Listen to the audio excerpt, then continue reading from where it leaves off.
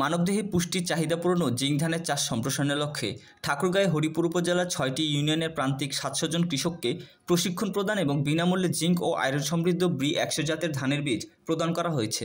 বৃহস্পতিবার দুপুরে আরডিআরএস বাংলাদেশের আয়োজনে আন্তর্জাতিক খাদ্যনীতি গবেষণা ইনস্টিটিউট হারভেস্ট প্লাস প্রোগ্রামের রিয়েক্ট ইন প্রকল্পের আওতায় উপজেলার হরিপুর ও বোকাই ইউনিয়ন ফেডারেশন কার্যালয় মাঠে অগ্রণী কৃষক প্রশিক্ষণ ও বীজ বিতরণ প্রোগ্রাম অনুষ্ঠিত হয়।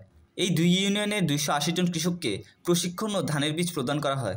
এছাড়া আগে গেদুরা ইউনিয়নে ১২০ জন, আমগাঁও ইউনিয়নে ১০০, ডাঙ্গিপাড়ায় ১০০, ভাতুরিয়া ১০০, মোট ৬ ইউনিয়নে ৭০০ জন কৃষককে প্রশিক্ষণ প্রদান এবং ধানের বীজ বিতরণ করা হয়। এ সময় প্রধান অতিথি হিসেবে উপস্থিত ছিলেন জেলা কৃষি সম্প্রসারণ অধিদপ্তরের উপপরিচালক মোহাম্মদ সিরাজুল ইসলাম, বিশেষ অতিথি হিসেবে উপজেলা নির্বাহী কর্মকর্তা মোহাম্মদ আরিফুজ্জামান, উপজেলা কৃষি কর্মকর্তা রুবেল হোসেন, উপজেলা সহকারী কৃষি কর্মকর্তা মানস কুমার রায় উপস্থিত ছিলেন। এছাড়া উপস্থিত ছিলেন আন্তর্জাতিক খাদ্যনীতি গবেষণা ইনস্টিটিউট হারভেস্ট প্লাস প্রোগ্রামের রিয়েক্ট ইন প্রকল্প বাস্তবায়নকারী প্রতিষ্ঠান আরডিআরএস বাংলাদেশের ঠাকুরগাঁও কৃষি ও পরিবেশ বিষয়ক টেকনিক্যাল কর্মকর্তা কৃষিবিদ মোহাম্মদ রবিউল আলম, কৃষি টেকনিক্যাল কর্মকর্তা কৃষিবিদ Mohammad Mamunur Rashid Mamun, community development supervisor Shashiul Islam সহ স্থানীয় কৃষক কৃষানীরা।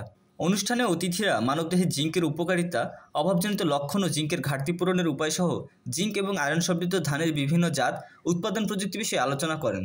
সুস্থ সবল ও মেধাবী সমাজ গড়তে দিনে একবার হলেও জিঙ্ক সমৃদ্ধ চালের ভাত খাওয়ার ও জিঙ্ক ধানের চাষ বৃদ্ধি করার পরামর্শ প্রদান করেন।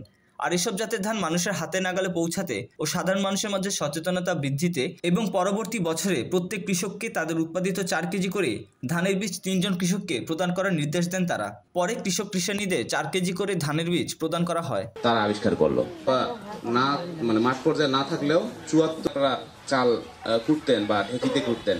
৯ মিলিগ্রাম কত গর্ভবতী বাচ্চারা ২.৫ থেকে ৩ পাচ্ছে। তো এই যে ঘাটতি, একটু 10টা সমৃদ্ধ চালের ভাত খাওয়া উচিত। মানসিক শান্তি এবং অতিথিবৃন্দকে আবারও যে আমাদের